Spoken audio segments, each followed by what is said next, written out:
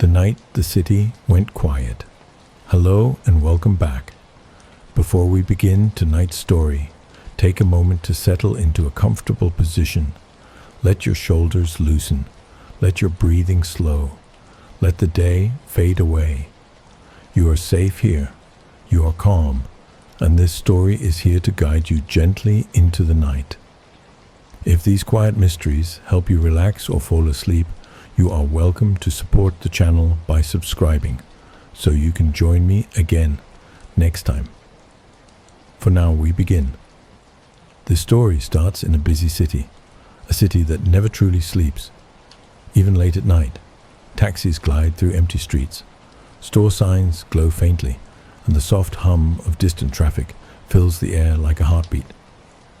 In this city lived a man named June, 34 years old. Hard-working, quiet. A man whose life moved in simple, predictable lines. Wake up, dress, commute, work, commute, eat, sleep, repeat. He was not unhappy, he was simply surviving, like many others in the city who drift through life with quiet steps. Not noticed, not remarkable, just there. But even the most predictable life can fracture in a single moment. And for June, that moment arrived one ordinary evening. He was sitting at his kitchen table, the small apartment silent except for the faint hum of the refrigerator. He reached for his phone to check messages, not expecting anything, not looking for anything.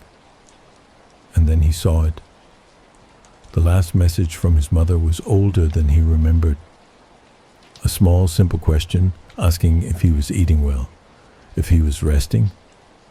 A message he had glanced at, smiled at, and told himself he would answer later when he wasn't tired. Later never came. He realized then that he hadn't spoken to his parents in several days, maybe more. Time had blurred together lately. Work had drained him, and he always assumed his parents were fine. Until now, he pressed the call button. The phone rang and rang, then went to voicemail. He tried again and again. Nothing. He frowned, but forced himself to stay calm. They might be asleep. They might have forgotten to charge their phones. They might be watching television too loudly to hear. There were 100 harmless explanations. He told himself one of them had to be true. That night he slept uneasily, dreams slipping into and out of his mind like shadows that refused to settle. The next day he tried again. Still no answer. By lunchtime he found himself walking through the city streets instead of eating. His phone pressed to his ear, waiting, listening, hoping nothing. By evening he could no longer ignore the feeling gathering in his chest. A quiet sense that something was out of place. Something was wrong, but wrong in a soft way. Not dramatic, not loud, just quietly off, like a painting that had been moved 1 inch out of alignment. He took the train across the city, the familiar route to his parents' apartment. The train car was nearly empty. The lights flickered softly. The city outside looked blurred through the window, a mix of glowing signs and passing silhouettes. He arrived at the apartment building. Nothing had changed. The mailboxes still rattled when the door closed. The hall light still flickered every few seconds. The smell of old newspapers still lingered near the entrance. He walked up the stairs, each step echoing faintly. At his parents' door he knocked gently. No answer. He knocked again, calling out softly, "Mother, Father, it's me." Silence deep and complete. He pressed his forehead against the door, trying to listen for movement inside, for the shuffle of feet, for a quiet breath, for anything, nothing. He tried the handle, locked, as it always was. But something about that familiar resistance felt different tonight. He could not explain how or why, he just felt it. He went to the security office. The guard was an older man, tired eyes, wrinkled hands, a man who had seen many things, but rarely been surprised by any of them. June explained that he could not reach his parents, that their door was locked, that something felt wrong. The guard listened, nodding slowly. He checked the building entrance footage. The system was old, images grainy, timestamps unreliable, nothing unusual, nothing clear, nothing helpful. He suggested June come back tomorrow. Maybe his parents were visiting someone. Maybe they had gone to the market for a longer trip. Maybe they had simply forgotten their phones somewhere. People forget things all the time. People vanish for a day or two without meaning to. June wanted to accept that answer because it was easier, because it was less frightening, because it allowed him to pretend that everything was still normal. But normal was slipping quietly through his fingers, and he could not hold on to it. He went home and slept even more poorly than the night before. Every sound in the apartment woke him. Every flicker of light outside his window made him look up. He dreamed of doors that would not open, phones that rang endlessly, and voices he could not reach. Days passed, still no contact, still no sign, still nothing. He went to the police. He explained everything. The calls, the locked door, the silence. The officer behind the desk had a calm face, a practiced voice. He told June that adults sometimes simply want space. They might be traveling, they might be visiting a friend, they might not want to be contacted. There was no evidence of danger, no sign of wrongdoing, no reason to force entry into a private home. The answer felt heavy, useless wrong, but rules were rules, and June was left with nothing but waiting. Waiting became a kind of torture. Every hour felt longer, every night felt colder, his parents' absence felt louder, the silence pressing against his ears like underwater pressure. He tried calling again and again. He visited the apartment again. Nothing, always. Nothing. 2 weeks passed. By then the silence no longer felt strange. It felt intentional, as if the world was trying to hide something from him. He returned to the police with proof, call logs, dates, times. Every attempt he had made to reach his parents. This time, the officer did not dismiss him. Something in the patience of his records, in the exhaustion in his eyes, in the weight of his voice, made them finally listen. 2 officers accompanied him back to the apartment building. The guard joined them. The landlord arrived with a ring of keys. The neighbor across the hall cracked open her door, saw the uniforms. The key turned. The lock clicked, the door opened, the air inside drifted out, stale, unmoving, quiet, too quiet. The apartment looked exactly as it always had. Slippers neatly placed, blanket folded, teacups clean, everything in order, but nothing felt alive. The air felt wrong, as if the room itself had been holding its breath for too long. The officers searched the rooms, stepping carefully, speaking softly, as if afraid to disturb something fragile. One of them stopped in front of a wall cabinet, old wood, slightly uneven, one corner, not fully aligned. He opened it. In that moment, everything changed, everything fractured, everything became real. The mother was inside, hidden, silent, gone. The father was nowhere in the apartment, but the fear that filled June's heart made it impossible to hope he was safe elsewhere. He sat on the stairs outside the apartment while officers filled the hallway behind him. Voices, low steps, heavy radios murmuring updates he could not process. In another part of the country, a warehouse worker had noticed a strange smell, and officers were already on their way to investigate. 2 scenes far apart, but already connected by a thread that neither June nor the police could see. Yet, soon they would, and what they found next would unravel a mystery, far larger, far darker and far quieter than anyone expected. The city did not stop moving. Cars still passed beneath glowing streetlights. People still waited at bus stops. Windows still lit up as families sat down for dinner. But for June, time had lost its normal shape.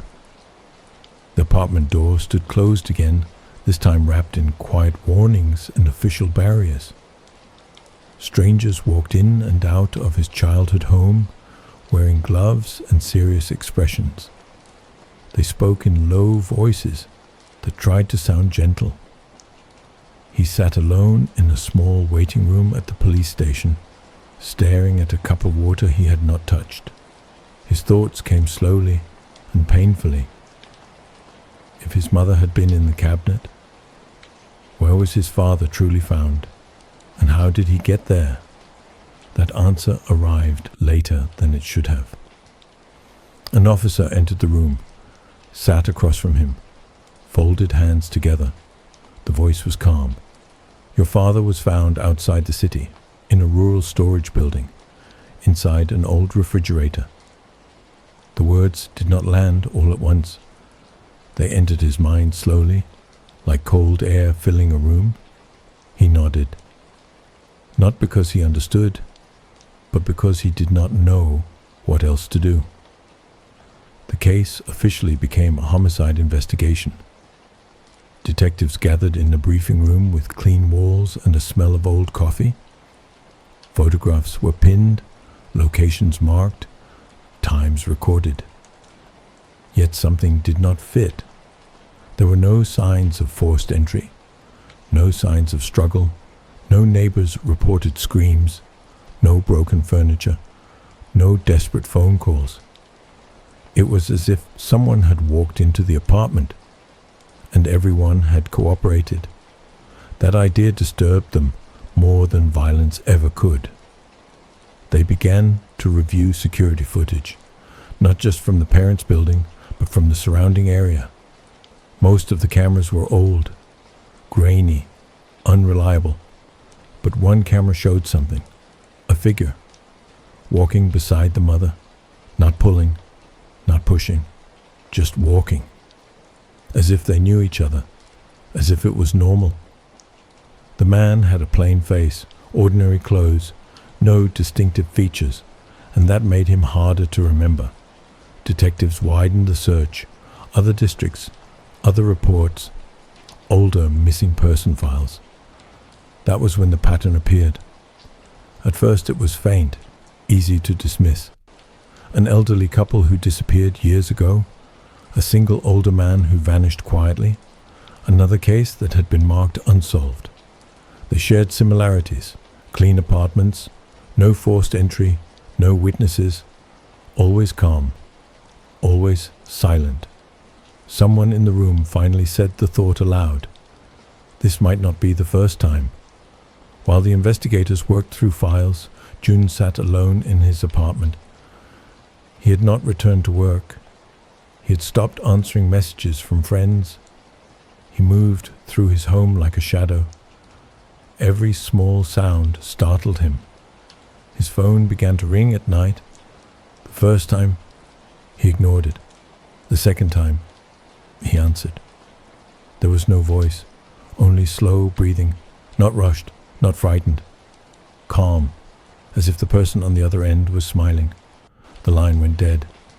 This continued for nights. No words, just breath. The police could not trace it. Ongoing investigations moved slowly.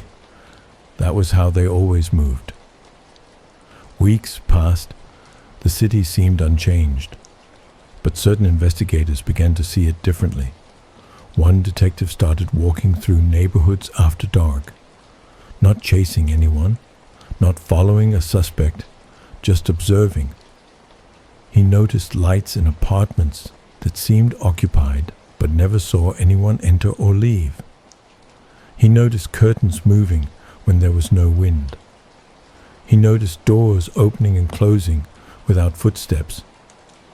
It felt like a stage set rather than a real city. One late night, he saw the man from the elevator footage. standing across the street from another apartment building, watching, not moving, not blinking. The man walked away calmly. The detective tried to follow, but lost him in the sea of people. The silence continued, and for the first time, the police feared something deeply unsettling. Not someone who was chaotic, not someone desperate, but someone careful, someone calm, someone patient, someone who could disappear into the world without a trace. June started to feel watched, even inside his locked apartment, even behind closed curtains, even in total silence.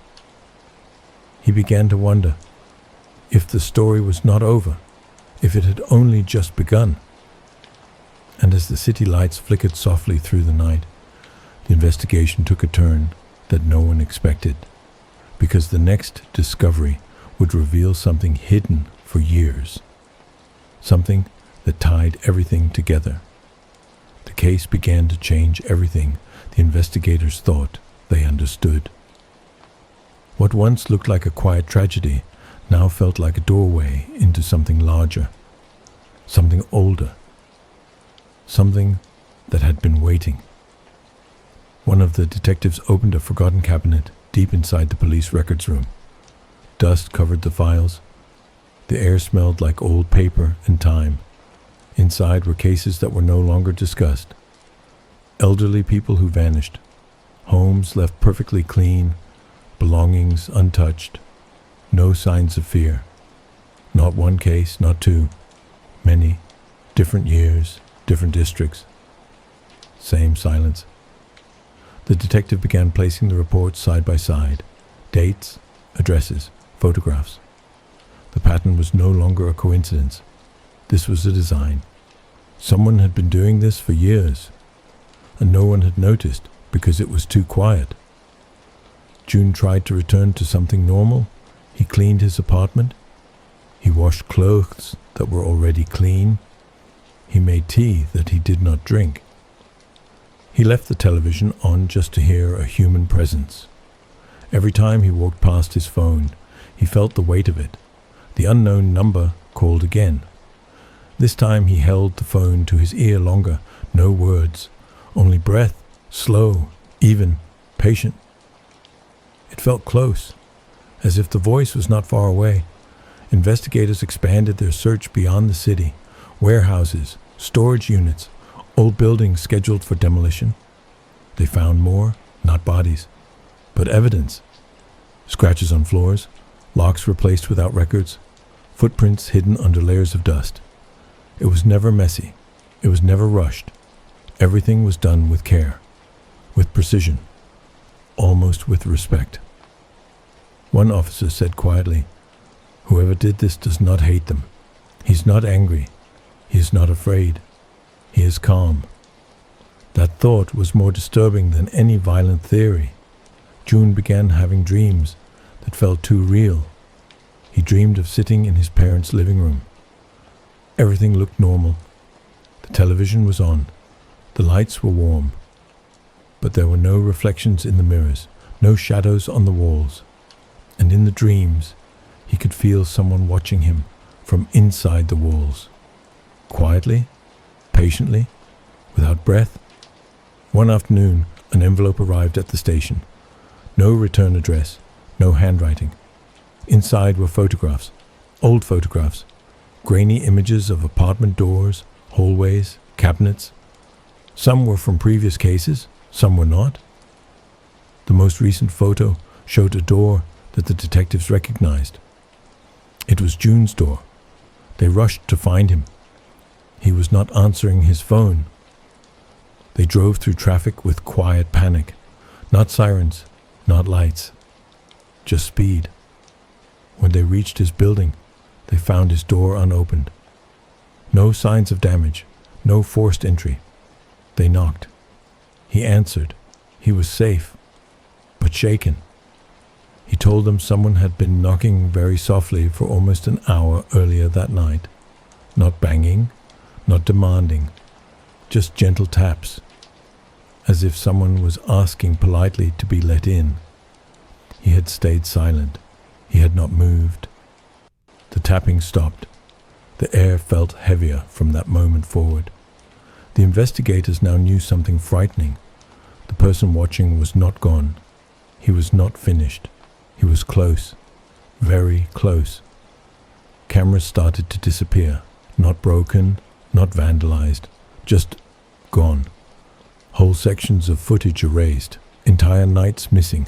Not by force, but with access. As if someone belonged there. Inside their systems. Inside their buildings. Inside their quiet spaces. June started sleeping with the lights on. Not because he was afraid of the dark, but because the dark felt too full, too crowded, too close. Outside, the city still looked normal. People laughed. Cars stopped at red lights. Windows glowed with soft yellow light. But behind some of those windows were doors that had never been opened. Rooms that had never been entered. Spaces that felt lived in but were empty. One detective finally said what everyone else was thinking. The final piece of the story did not arrive with noise. It arrived quietly, like everything else. Late one evening, the detective who had walked the streets at night received a call. A building superintendent had reported something strange. Not a break-in, not a noise complaint, not a fight. Just a door left open. An apartment that should have been locked was slightly open. No forced entry, no damage, just open. The detective arrived alone. The hallway was dim, the air was still. He pushed the door gently. Inside, the apartment looked lived in. A cup of tea still warm, shoes placed neatly by the wall, a chair slightly pulled away from the table, but no person, no note, no explanation. And one more thing, a cabinet, built into the wall, the same kind, the same size, the same misalignment. He opened it slowly, empty, but clean, too clean, as if it had just been prepared. He understood then. The silence was not accidental. It was rehearsed, practiced, carefully repeated. Back at the station, the puzzle finally came together. The man in the footage was not a stranger breaking into homes. He was a worker, a repairman, a maintenance contractor, someone who could enter buildings without being questioned, someone who replaced locks, checked wiring, inspected cabinets, someone who belonged everywhere and nowhere. He was calm, polite, invisible. He had access to everything. When they searched the records, they found him, not missing, not hiding, just living. A name in a long list, a face no one remembered because it had never needed to be remembered. They arrested him quietly. No chase, no shouting, no struggle. He did not resist. He only said one thing. They were lonely. That was all. He said he only wanted to give them quiet. In the end, there was no satisfaction, no relief, only stillness. June visited his parents' apartment one last time. The police tape was gone. The doors were closed again. The air felt lighter. But the silence was still there. He sat in the living room, touched the old sofa, looked at the walls. He whispered goodbye to people who could not answer. Outside, the city continued breathing, living, moving. Cars passed, lights changed, people slept. And somewhere in a quiet room, the man who had walked through all those lives now sat alone, silent, unseen, forgotten, just as he had always preferred.